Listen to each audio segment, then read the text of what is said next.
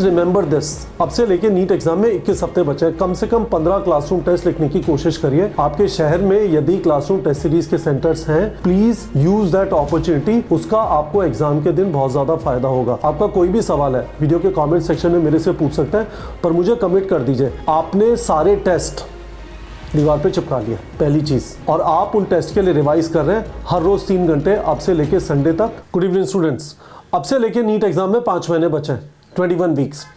और यदि आप अभी भी टेस्ट नहीं लिख रहे हैं, आपकी परफॉर्मेंस सिग्निफिकेंटली सफर करेगी।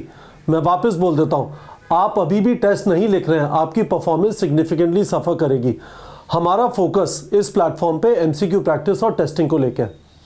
आप यदि हमारे टेलीग्राम चैनल पे जाएंगे, आप हमारे यूट्यूब पे वीडियोस देखेंगे, कंसिस्टेंटली हम एक ही चीज बोल रहे होते हैं, नीट में सिलेक्शन एमसीक्यू प्रैक्टिस और टेस्टिंग से होता है। टेस्टिंग का पर्पस क्या है? टेस्टिंग से आपका स्पीड और स्टैमिना बिल्डअप होता है। यदि आप ये वाली चीज बोलते हैं मेरे से घर पे क्वेश्चन हो जाते हैं, एग्जाम में जाके नहीं होते, उसका रीजन ये है कि एग्जाम के अंदर आपको 180 क्वेश्चन 180 मिनट में करने होते हैं, एक जगह पे बैठ के आप हिल नहीं सकते। हमारा क्लासरूम टेस्ट सीरीज स्टार्ट करने का पर्पस यही था।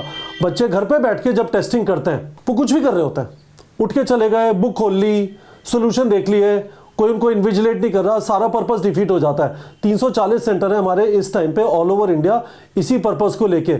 और जब से हमने क्लासरूम टेस्ट सीरीज स्टार्ट करी है, इमेजिन करिए इस साल 8 लोग एम्स दिल्ली गए हैं। 8 people have gone into AIIMS Delhi. 5 लोग की अंडर 50 रैंक है, क्योंकि नीट में सिलेक्शन एमसीक्यू प्रैक्टिस और टेस्टिंग से होता है। टेस्टिंग को सीरियसली लेना है तो आपका स्पीड और स्टैमिना बिल्डअप होता है। एक जगह पे 3 घंटे बैठ के आपको पेपर लिखने की आदत पड़ती है और आपको यह समझ में आता है कि 180 क्वेश्चन 180 मिनट में कैसे करूंगा। दूसरी चीज, आप टेस्टिंग के बहाने रिवीजन करते हैं, नहीं तो आप अटरम शटरम हैफिजली रिवीजन करेंगे, कोई फायदा नहीं है। आपका अगला टेस्ट आ रहा है, जैसे 7 दिसंबर का टेस्ट है, ascent 2.0, ascent 3.0, vital, spotlight warrior, सबका। आप उस टेस्ट के लिए रेडी होंगे। आपका पर्पस यह है कि उस वाले टेस्ट में अच्छा स्कोर आए, क्योंकि आपको पता है कि टेस्ट में जब अच्छा स्कोर आता है तो हमें जबरदस्त कॉन्फिडेंस मिलता है। तो टेस्ट के अराउंड अपना रिवीजन अलाइन करिए। और तीसरी चीज, टेस्ट से आपको पता चलता है आपको क्या आता है क्या नहीं आता, जबरदस्त। यदि आपने टेस्ट नहीं दिया, आपको लगेगा सारी चीज बार बार पढ़नी है। वो जो सारे वीडियोस होते हैं, एनसीईआरटी 20 बार पढ़ लो, 25 बार पढ़ लो, 30 बार पढ़ लो, बुलशिट है। रियलिटी है कि आपको एफर्ट एक्स्ट्रा वहां पे डालना है जहां पे आपको टेस्ट से अपने एमसीक्यू प्रैक्टिस से पता चला कि वीक एरियाज है। Very very very very important.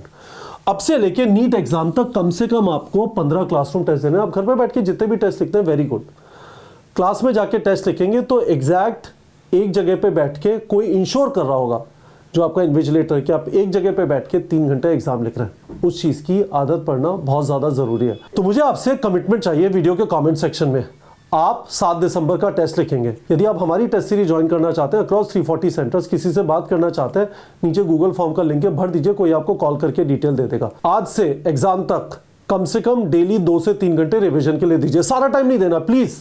आपका सिलेबस कंप्लीशन चल रहा है, डेली एमसीक्यू प्रैक्टिस करें, that is also important, but 2 से 3 घंटे आने वाले टेस्ट के लिए रेडी होने के लिए दीजिए। अल्टीमेटली 1 घंटे वेस्ट नहीं होंगे, इससे आपका रिकॉल बिल्डअप हो रहा है। तो आप क्या रिवाइज करेंगे, मैं आपको वापस बता देता हूं। मैंने मल्टीपल टाइम्स पहले बोला है, रिवीजन का मतलब रिकॉल है। हमको यह फिगर आउट करना है कि कैसे इंश्योर करें कि जब हम 7 दिसंबर को टेस्ट देंगे हम कुछ भूले नहीं है। तो हमें सारी चीजें वापस नहीं करनी। सो फॉर एग्जाम्पल, हमें वीडियोस वापस नहीं देखने, हमें नोट्स क्विकली फ्लिप करना है, फैक्ट शीट देख लेनी है, फॉर्मूला शीट देख लेनी है। एमसीक्यूज वापस प्रैक्टिस नहीं करने उस वाली चीज के जो इस वाले टेस्ट में आ रहा है। आप एमसीक्यूज कर चुके हैं, डीपीपी जनरेटर नहीं करना है ना। इनकरेक्ट एमसीक्यू जाके देख लो, आपके पास टारगेट बैच है, बहुत फायदा होगा। नहीं है तो टारगेट बैच के अंदर ये बहुत अच्छी चीज है कि जब आप क्वेश्चन प्रैक्टिस कर रहे हो तो इनकरेक्ट क्वेश्चन जो भी होते जाते हैं आप एक जगह पे देख सकते हो। आपने जो भी क्वेश्चन किए वो जाके देख लीजिए। यदि आपको क्वेश्चन प्रैक्टिस करनी है, मिनी क्वेश्चन बैंक कर लीजिए।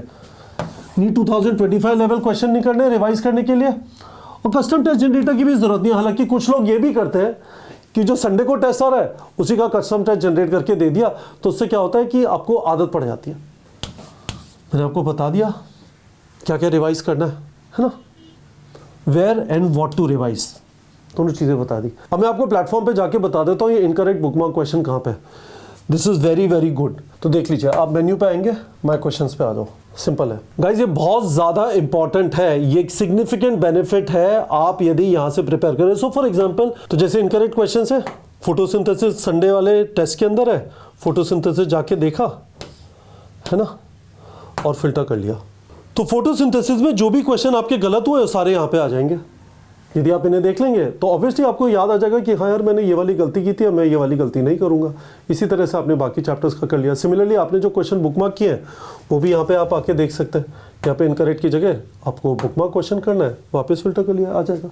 तो मैं ध्यान रखना है गाइस, हमारा जो पर्पज़ है 3 चीज़ों के बीच में बैलेंस करने का है, सिलेबस कंप्लीशन, रिविजन और वीक एरिया फिक्सिंग। अभी 1 मिनट के लिए वीक एरिया फिक्सिंग को भूल जाइए, क्योंकि आपका सिलेबस कंप्लीशन भी चल रहा है तो उतना टाइम नहीं मिल पाएगा, वो बेमतलब में सफ़र करेगा। पर सिलेबस कंप्लीशन और रिवीजन का जो बैलेंस है आप आराम से टेस्टिंग के थ्रू मैनेज कर सकते हैं। आपको पता है आपकी टेस्ट डेट्स क्या है, आपने अभी तक फाइनलाइज नहीं किया कि आप कौन से टेस्ट लिखेंगे, आपके पास अच्छा मौका है, आप टारगेट बैच ज्वाइन कर सकते हैं यदि आपको घर से टेस्ट लिखना है। पर यदि आपके शहर में सेंटर है, मैं आपको स्ट्रांगली रेकमेंड करूंगा हमारी क्लासरूम टेस्ट सीरीज ज्वाइन करिए। उसके सारे डिटेल के लिए गूगल फॉर्म भर दीजिए, कोई आपको कॉल करके डिटेल दे देगा। पर उसके बाद उन टेस्ट डेट्स को अपनी दीवार पे चिपका लीजिए। उसके बाद इंश्योर करिए कि हर एक जो टेस्ट आ रहा है, जैसे 7 दिसंबर का आ रहा है, उससे पहले आपको इंश्योर करना है कि आपने उन सारे चैप्टर्स को रिवाइज कर लिया।